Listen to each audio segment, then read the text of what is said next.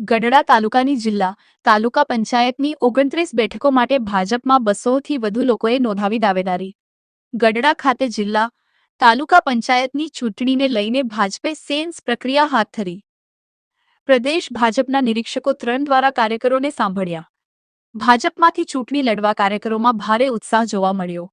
Sense પ્રક્રિયા સ્થળ પર મોટી સંખ્યામાં ચૂંટણી લડવા ઈચ્છુક કાર્યકરોનો જમાવડો જોવા મળ્યો। જો પક્ષ દ્વારા 3 વર્ષથી ચૂંટણી લડેલા તેમજ 60 વર્ષની ઉંમરની મર્યાદા મુકાય તો અનેક નેતાઓના પત્તા કપાય તેવી સંભાવના।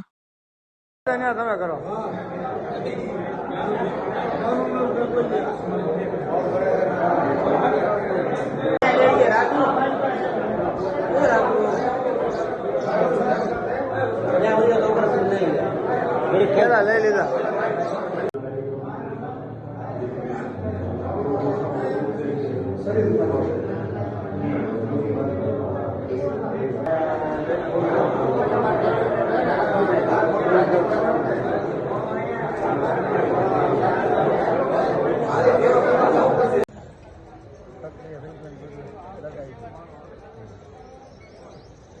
वीडियो करा तो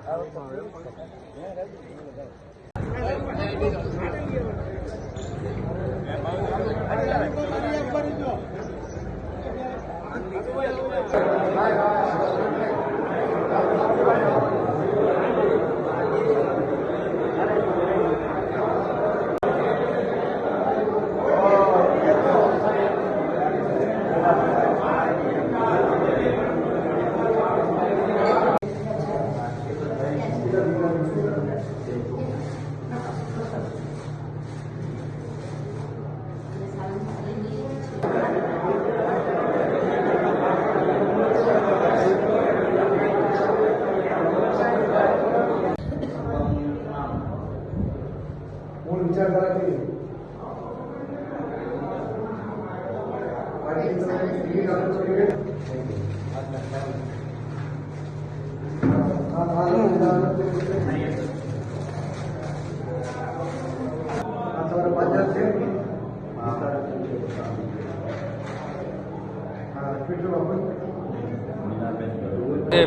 प्रभातभाई देवजीभाई यादव पूर्व जिला पंचायत प्रमुख छूं।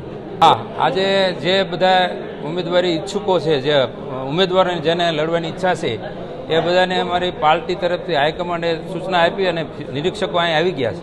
त्यारे जे जे रस धरावता होय इच्छुको होय ए बधाने जाण करी छे संगठने अने बधा आजे अहींया पोतपोताना जे फॉर्म भरी अने रजू करवा माटे आव्या दावेदारी नोंधावी छे।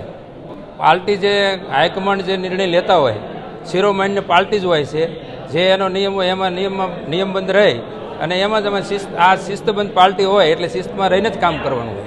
अत्यारे अमारी पार्टी भारतीय जनता पार्टीनी अंदर एटलो बधो उत्साह अने उमंग छे के चूंटणी एक पर्वनी जेम मनावવાની છે અને આવનારી જે જિલ્લા પંચાયત તાલુકા પંચાયત નગરપાલિકા એ બધી જ ભારતીય જનતા પાર્ટીના ફાળે જવાની છે। ત્યારે હું પણ એટલું કહીશ અમારા કાર્યકરો અને અમારા આ સંગઠન જે કામ કરી રહ્યું છે એ ખૂબ સરસ રીતે અને આયોજનપૂર્વક કામ કરી રહ્યું છે। એટલે ખૂબ સરસ અને બધી વધારેમાં વધારે 20 જિલ્લા પંચાયતો અમે ભારતીય જનતા પાર્ટીને ફાળે જશે એવું મને। મારું નામ દિલીપભાઈ ડાભી, ગઢડા તાલુકા ભાજપ પ્રમુખ। અમારે સ્થાનિક સ્વરાજની ચૂંટણીમાં અમારા ગઢડા તાલુકામાં 22 તાલુકા પંચાયત અને ગઢડા તાલુકાની 7 જિલ્લા પંચાયતના ઉમેદવારો માટે નિરીક્ષકો આવ્યા છે અને પોતપોતાની દાવેદારી નોંધાવી રહ્યા છે।